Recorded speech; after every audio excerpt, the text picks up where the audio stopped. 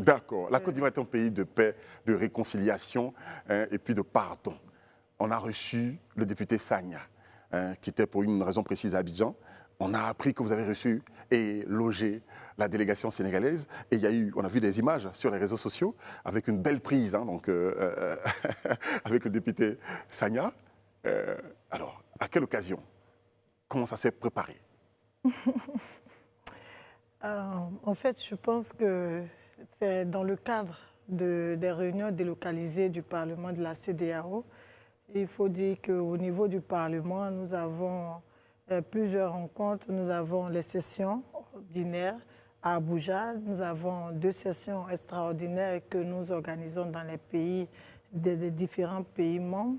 Et nous avons aussi les réunions délocalisées. Et donc, c'est dans le cadre des réunions délocalisées qu'il est arrivé à Abidjan, mais bien entendu, tous les autres députés, voilà, parce qu'il y avait 3 commissions qui se réunissaient, voilà, dont lui, sa commission, voilà, il est venu avec la délégation sénégalaise. Vous pouvez voir sur la photo Baba Sall, qui est le vice-président, le premier vice-président de l'Assemblée nationale du Sénégal, qui était là. Donc nous avons reçu 60 parlementaires venus des 12 pays, voilà, de la CEDEAO, compte tenu du fait qu'il y a 3 qui, pour le moment, sont, je ne dirais pas retirés, parce qu'il faut observer 1 an, voilà, avant que le retrait soit définitif. La grande question, c'est comment se sont passées les retrouvailles entre le député Sagna et vous? Mais je pense que, comme tous les députés d'ailleurs, nous avons accueilli toutes les délégations. On parle principalement de lui. Voilà. Vous savez pourquoi nous parlons principalement honorable du député? La délégation sénégalaise, ils ont été tous bien reçus, chaleureusement, fraternellement. Voilà, notre tradition à Kwaba, vous saviez comment les Ivoiriens sont hospitaliers. Et je pense qu'ils sont tous contents.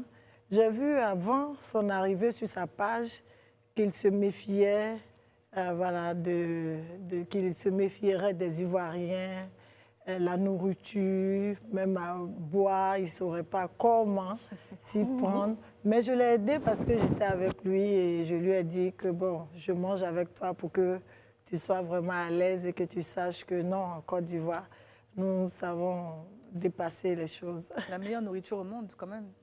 Non, je disais qu'on a la meilleure nourriture au monde quand même, il faut le reconnaître.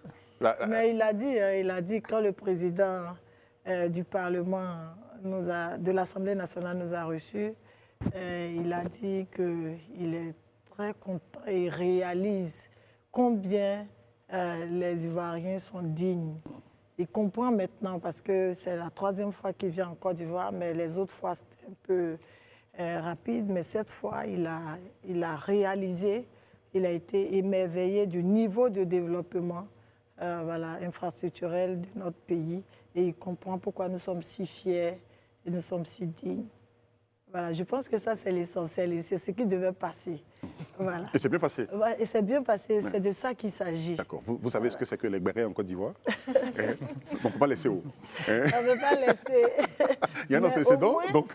En plus du député Sagna, tous les députés, tous les parlementaires venus des autres pays ont constaté le niveau de développement de la Côte d'Ivoire. Et ça, vraiment, en tant qu'Ivoiriens, nous sommes vraiment très fiers. Très bien, voilà. D'accord. Honorable, le député Sana a parlé du fait qu'il souhaiterait en tout cas que les élections soient directement faites par les peuples pour ce qui concerne en tout cas les députés de votre Parlement. Qu'en pensez-vous? Oui, en fait, ça c'est un processus qui est déjà en cours. Hein.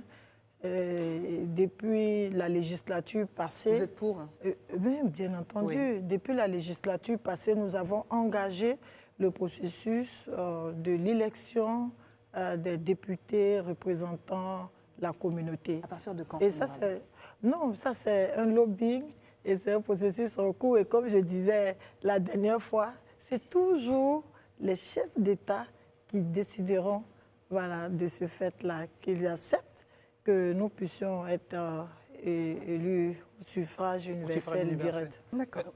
Madame la députée, je voudrais savoir quel était l'ordre du jour de la rencontre? Ok, c'est une réunion délocalisée technique portant sur l'élaboration et le suivi du budget de la communauté. Voilà, donc nous avons reçu des experts de la commission. Et je me rappelle que la dernière fois, j'avais dit que, en fait, nous émettons des avis suite aux présentations et aux expositions faites par les experts, soit de la commission ou des institutions internationales. Est-ce que vous ne pensez pas que le rôle du Parlement doit évoluer? Parce qu'on se rend compte que le Parlement a un rôle, il fait des recommandations, des avis, mais il y a très peu de décisions, de prérogatives qui sont reconnues au Parlement de la CEDEAO. Est-ce qu'on ne devrait pas évoluer vers un Parlement beaucoup plus fort, qui aurait une voix beaucoup plus audible? Oui, c'est ce que nous essayons de faire à travers le renforcement de nos capacités, de nos prérogatives. Et donc ça, c'est des éléments que nous prenons en compte pour que le pouvoir du Parlement soit beaucoup plus renforcé. Mais il faut dire qu'à la base, c'est ce qui a motivé la création du Parlement. Et voilà, donc c'est au fur et à mesure des législatures que nous essayons de voir dans quelle mesure faire évoluer ou renforcer nos capacités. Et justement, pourquoi avoir créé le Parlement de la CEDEAO pour représenter les peuples et lui donner des prérogatives, et puis dans la création, on ne prévoit pas en même temps les prérogatives qui vont avec? Ça me semble un peu contradictoire, parce que l'introduction du Parlement... Pas la création. Je n'étais pas chef d'État. Voilà, je ne suis pas membre fondateur. Je pense que ça, c'est les arguments et voilà, les motivations. Mais je pense que toute chose évolue avec le temps. Et donc, nous sommes en train de travailler pour renforcer les capacités. Parce qu'avant, on n'avait même pas l'élaboration, le suivi du budget. Hein. Nous venons de l'obtenir il n'y a pas longtemps. Donc, il faut espérer que les choses évoluent. Non, honorable, bonne arrivée. Merci. Moi, je suis très content de vous voir. Mais moi aussi. Je pense que on pourrait parler de réconciliation entre l'honorable et monsieur le député sénégalais, hein, la hache de guerre enterrée, si on peut s'exprimer ainsi. Y avait-il une hache de guerre? Bon, ça, c'est la question. Presse. Ça, c'est la presse. C'est une mise au point. C'est une mise au point. Voilà, merci. Que nul n'en ignore.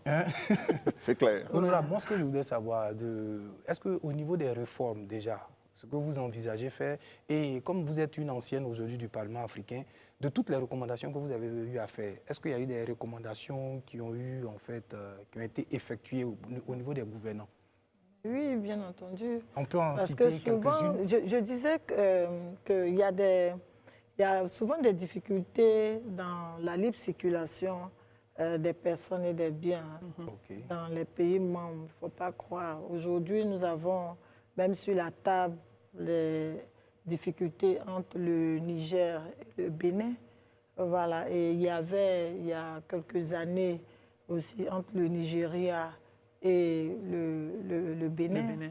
Voilà. Donc, c'est autant de situations, d'obstacles que nous rencontrons et que nous travaillons pour lever toutes ces obstacles. Est-ce que le Sénégal est une prochaine destination pour une réunion technique où ce serait le retour de l'honorable pour aller au pays du député Sagne, si je peux m'exprimer ainsi? Oui, en fait, il faut savoir que tous les pays membres reçoivent les réunions délocalisées. Ça permet aux députés de se rapprocher des différents peuples de chaque pays.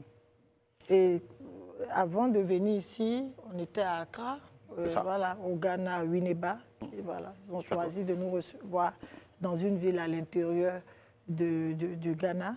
Et après, nous sommes venus à Abidjan. Et là, juste après, il y a la Gambie, il y a Guinée-Conakry. Après, et puis je pense qu'on a une mission, le bureau a une mission à effectuer à Dakar. Et ce serait vraiment un plaisir pour moi. Ça va être à votre tour de goûter au tchèp originel. C'est ça, et sans crainte d'être empoisonné. On va vous accompagner. Mes collègues sont allés beaucoup sur le plan politique, c'est vrai, mais moi je reste encore sur l'affairage de votre rencontre. Hein. Je reste là-dessus. Alors, je veux dire, votre contribution personnelle dans la réception de la... On sait que vous y avez mis donc du vôtre dans la réception de la délégation sénégalaise et surtout du député Sagna. Quelle a été votre contribution personnelle? Le père Douberet. Ouais. C'est le rôle pivot même de l'organisation et la mise en place et la réussite de cette réunion délocalisée, voilà, avec les agents de l'Assemblée nationale. Je voudrais même au passage saluer et exprimer toute ma gratitude au président de l'Assemblée nationale qui a mis ses services Honorable, vous me donnez une réponse politique, mais c'est pas à grave, je vais notre prendre ça comme ça. disposition et tous les services nous ont aidés à Très bien. réussir cette Très bien. réunion. Mais vraiment, c'était simple. Nous nous sommes convivial. rencontrés quand le président Bitogo a voulu nous recevoir. Le député Sagna dit, mais bon, je n'ai pas demandé une audience, donc pourquoi on m'appelle à l'audience? Mais c'est moi qui ai demandé D'accord. au Quels ont été vos premiers président mots quand vous êtes vraiment de nous rencontrer. Première rencontre, Et, premier mot. et il était vraiment très content, et le président nous a donné des conseils et rappelé l'histoire qui lie nos différents pays.